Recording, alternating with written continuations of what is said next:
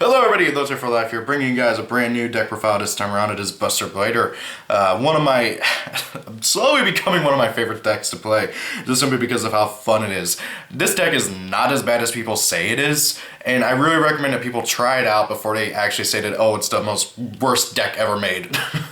Like, I've heard people say that it's one of the crappiest decks ever, but really it's a lot better than people give it credit for. It's got some good combos it can do, it's got some funny little things that some of the cards can do.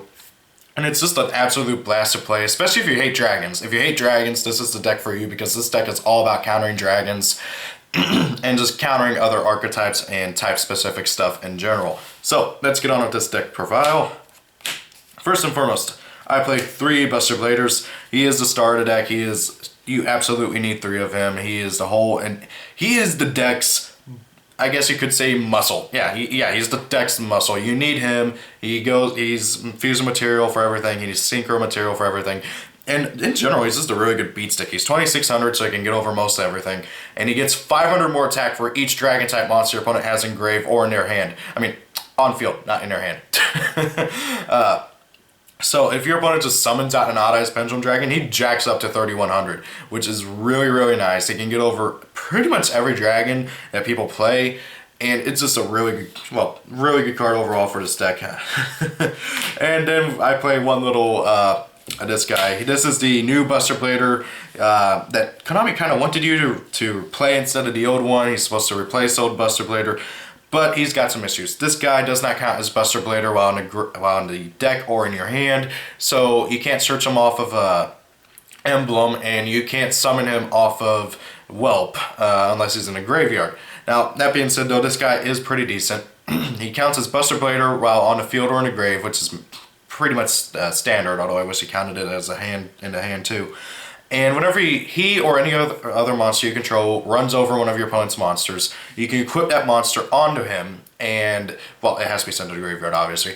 And basically, you can send that monster to the graveyard that was equipped onto him and destroy all monsters your opponent controls with the same type as that monster, which is really useful. Now then, I play 3 of the Wizard Buster Destruction Sword. This guy is pretty nice. Basically, you equip him onto Buster Blader. Has to be Buster Blader, can't be Buster Blader monster. And while he's equipped onto a Buster Blader, your opponent can't activate monster effects in the grave, which is really, really nice. It's very, very helpful, especially when you're doing against like mermaids, or you're doing against I don't know if it works on Infernoids, because that's not effects, but it stops your opponent's Dark Worlds. It stops stuff that happens in the graveyard. Trick Clown is one of the key ones that immediately comes to mind. Glow Bulb as well. They just can't activate any monster effects in the graveyard, which is very, very nice. Next, I play 3 Buster Whelp of the Dragon Destroyer. Tongue-tied. Buster Whelp of the Destruction Swordsman. Basically, what this card does is whenever you normal summon it, you can search out any Destruction Sword card from your deck. It can grab the new Buster Blader, and it can grab any of the spells. It can grab any of the other tuners. It can't grab itself, sadly. And he has 2 other effects that are both very, very good. You can tribute him, summon out a Buster Blader from your hand or grave. Or, if you have a Buster Blader on the field and this guy's in your grave, you can discard a card, special summon him from your graveyard. Very, very nice. You don't really use the last effect where you summon him from the graveyard very often, because sadly you can only use one of those 2 last effects at the bottom there once per turn. So if you use the effect to summon out Buster Blader from your hand or grave, you can't use this effect to bring him back from the grave. It's very, very annoying, but however, Konami had to balance it in some way. Now he is a level 1 dragon type tuner with 400 attacks, so he is a card of constant target, but generally speaking, you don't want to discard him unless you've already used like one's effect, like you normal summon one and then you have an extra in hand. And here's the main tuner, the main guy you'll be using the Synchro summon into, using stuff, is Dragon Buster Destruction Sword. These names are just tongue twisters. Basically, what this guy does is you can equip him onto a Buster Blader you control. While he's equipped onto Buster Blader, your opponent cannot special summon from the extra deck, and that right there is just downright amazing. It is so good. Your opponent can't summon out any Pendulum monsters from your extra deck. They can't summon out any extra deck monsters, like Synchro, Fusion, whatever. They can't do any of that. It's very, very obnoxious for your opponent, and they have to get rid of this card somehow. Now, while he is in the back row, your opponent can just MST it or Twin Twister it, which is also very annoying. But it's still a really good card. Now, while he's equipped onto a Buster Blader, you can also special summon him from your back row. And when you do, he's just a monster. And you can Synchro into a Synchro, which is very, very nice. He's honestly the best tuner in the deck. And, well, okay. Best tuner that you actually use for a Synchro summon. That's what I'm looking for. He's really good, is what I'm trying to say. And then I played 2 Robot Buster Destruction Swords. This guy is honestly the most lackluster of the Buster Swords, but however, Buster Swords, Dragon Buster, whatever. Basically what this guy does is you can equip him onto a Buster Blader like you can with the other 2. And while he's equipped, your opponent cannot activate cards or effects that are face-up spell or traps. And that does go for pendulums too, so your opponent can't activate Oath Dragon, they can't activate Dragon Pit, they can't activate Scout, they can't activate Shard of Greed, they can't activate any face-up spell or trap cards that are already face-up on the field. So that means field spells, continuous traps, and pendulums.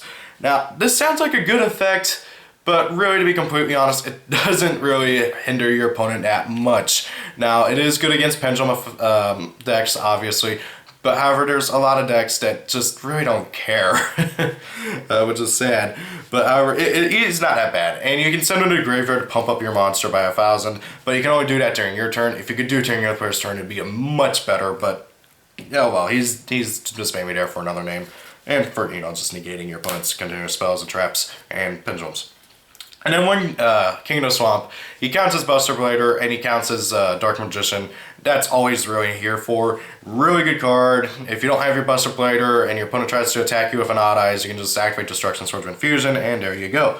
But however, in general, he's just there for being just easier access for certain fusions. Now, I play 3 Destruction Swordsman Fusion. This card is amazing. It is so good. Okay, so it is a polymerization, it's a quick play, and you can use monsters in your hand, on your field, or on your opponent's side of the field as well as fusion materials. Now, it's not like Super Poly where your opponent can't change it. They can, which is very annoying, but however, this card is just so freaking good. It's not even funny. Now, it also has another thing where you can discard a card, add it from your graveyard back to your hand. That is just really, really amazing. You can only do that once per turn, but it is really, really good and just helps with the deck overall. Next, I play 3 Reasoning. A lot of the Buster Blader spells and traps and the monsters, if they get milled, don't really care about being in the graveyard. So it is really good in this deck, not just for that, but also for the simple fact that it just adds consistency. You activate this, your opponent calls, heck, most people don't remember that Buster Blader is a 7, so they'll call like an 8 or something, and then, oh, hey, Buster Blader, here he comes. It is a free monster, and it's really, really good. It helps with the deck a lot, speeds it up. Next, I play 3 Emblem of the Dragon Destroyer. This card basically searches out Buster Blader. That's actually all it does, is search out Buster Blader. It can grab him from the deck or the graveyard, which is very, very useful. And it is just a really good card overall. And one of the best generic search cards I've ever seen for a specific monster, because it can grab it from the deck or grave. So it's both a Rhoda and it's also a Warrior Returning Alive for Buster Blader. And it's just a really good card. I play 3 cards of Consonance. This card is really, okay, let's put it this way. This whole deck is very, very inconsistent, so you need to play a crap ton of draw cards. This card helps so much. It really does. And heck, the other draw cards I play help out this deck so much that I shouldn't really have to explain it, but basically, this deck is inconsistent without these draw cards. That's all I really got to say. Same goes for Chicken Game. It's a draw card. It's here for consistency issues. Fixes them. Heck, with Chicken Game, Reasoning, Cards of Consonance, and the other 2 draw cards we'll get here to in a minute. This deck it goes from very inconsistent to very consistent, and it is so good. Now, I played 2 Twin Twisters. As I said earlier, this deck really doesn't give a crap about having stuff in the graveyard. You can discard your Buster Blader, pop your opponent's 2 spell or trap cards or pendulums, whatever you want to pop, and you can just normal summon Buster Whelp, get the free search, and then use Buster Whelp's effect to summon out a monster from your summon out the Buster Blade or you discarded. It is a really good card for the deck, and I feel like it helps out the deck a lot. It really does. 1 Sacred Sword and 1 Other of Darkness. These cards help the deck even more. Like, this deck needs all the draw power it can get, and I'm playing just about every draw power card that I can think of. That would be good in the deck, except for Dark World Dealings, which I don't think I would want to play if I even tested it. But basically, these just add more consistency. I don't like banishing my Buster Blader, but sometimes you have to unbreak your hand. That's all I really gotta say about that. Now then, for the traps, I don't really play that many traps. I play a total of 6. I play 3 Destruction Swords Flash. Some people say that this card is very situational, and I disagree, because generally speaking, you're going to have a fusion monster out. Now, if you don't know what this does, basically, if you control a fusion monster, this Buster Blader as one of the fusion materials, and then you can activate this card, and when you do, it banishes all monsters your opponent controls. Every single one of them. So your opponent normal summons that Skullgirbat, searches, and then they try and go and pendulum summon a whole bunch of stuff. Yeah, sure, they get to pendulum summon their monsters, but then they all are going to go bye-bye and into the void. So this card is just really, really good. It stops your opponent dead in their tracks. They can't go for their Xyz, or if they do, like to go for a 101, you can just activate this, banish that 101. It is such a good card. I'm like not exaggerating at all. Now, it does have another effect, which is amazing too. If this card is in your graveyard and your opponent tries to target a Buster Blader, you can just banish it, negate that effect, and destroy it. It is so good, and like, oh my god, I just absolutely love this card. Simple as that. 2 Call to Haunted to bring back your monsters. Helps with combo plays, helps protecting you, because if your opponent like dark holes and then tries to attack for game, just activate this, bring back your Buster Blader, and you're safe. It's a really good card. It helps out with combo plays and everything. I feel like it's a mandatory 2-of in this deck. And then 1 Solemn Warning to stop your opponent from doing stuff. It's a really good card. I shouldn't really have to explain it very much. And just say no to your opponent's mass pendulum summoning. Everything goes to grave. As somebody who plays a lot of pendulum decks, it hurts a lot when that happens. Now then, for the extra deck. I play 3 of the Buster Blader, the Dragon Destroyer Swordsman. I don't get why they put Swordsman at the end of the name. They really could have just left it at Dragon Destroyer, because that honestly sounds a lot cooler. But anyways, this thing is the main beat stick. It's your main monster you're going to go into a lot, and it is a very, very powerful monster. He cannot attack directly, which is really the only bad thing about this guy. It sucks. But however, he has a lot of good effects that make up for it. So first and foremost, your opponent cannot activate dragon effects, period. They cannot activate dragon effects in their hand, field, graveyard, deck, banish zone, doesn't matter, they can't activate them anywhere. Also, all dragon type monsters your opponent controls switch defense, and this guy does piercing. And if that's not enough, he gets 1,000 more attack and defense for every dragon type monster your opponent controls or is in their graveyard. He is so good, it's like not even funny. My only issue, again, is that he cannot attack directly, but he's still really good. Now, if you're wondering about the whole dragon thing, we'll get to that here shortly. Now then, I play 1 Dark Paladin because I have options to go into them thanks to King of the Swamp. And this card is amazing in this deck. And honestly, I'm almost tempted to bump up King of the Swamp to 2 so I can play 2 Dark Paladin, but it's really hard to get a hold of a 2nd Dark Paladin because have you seen how expensive Dark Paladins are? There's no reason Dark Paladins would be $15. Anyways, Dark Paladin, what this guy does is he needs Dark Magician and Buster Blader to go into. He's 2,900 attack, so he's pretty beefy. He gets 500 more attack and defense for every single dragon type monster in both players' graveyards, which is really, really good because you play a crap ton of dragons. Also, if your opponent activates a spell card, that includes pendulums, by the way. This can happen to pendulums.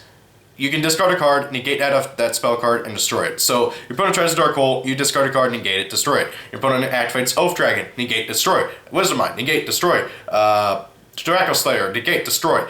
Doesn't matter what it is, if they try to activate a spell card, you can negate it. The only spell card, obviously, you can't negate is Super Poly, but Super Poly's banned, so, oh well.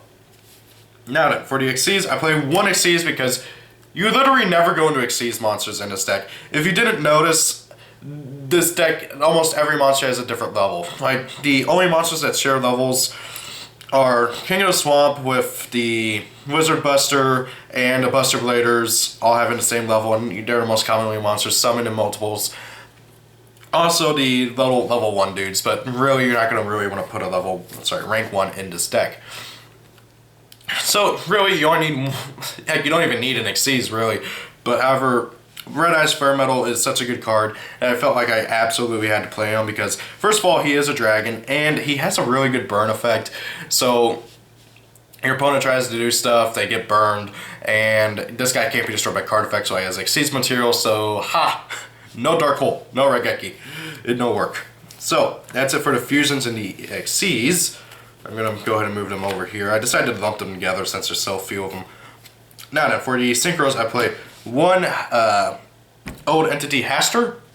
This guy's really good. I've only ever had to go into him once or twice, but I still find that having one in here just in case is really good. I should also probably play a level 5 Synchro, but I can't really think of any that would be really helpful right now. I mean, I guess Armades or Gataster, but right now I feel fine with this. And then I play 3 of the Buster Dragons. This guy is your main Synchro that you're going to go into almost every time you get Synchro. Basically, what this guy does is, while he's on the field, all monsters your opponent controls turn into a dragon.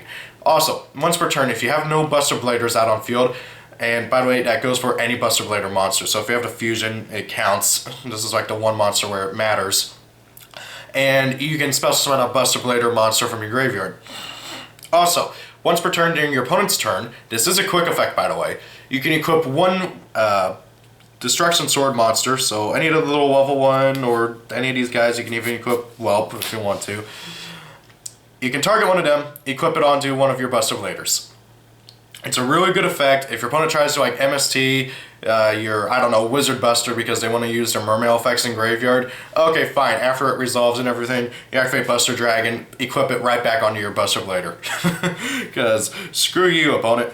Now, with that being said though, my only real gripe with him is that he is a very defensive dragon. He is going to be in defense 99.9% of the time. The only time I've ever had to switch him to attack mode is whenever I have him and Buster Blader, Dragon Destroyer out on field, and my opponent's not doing anything because Buster Blader, Dragon Destroyer can't attack directly. So I'm like, okay, attack directly for 1200, and if they summon anything, it goes straight into defense, so I'm fine.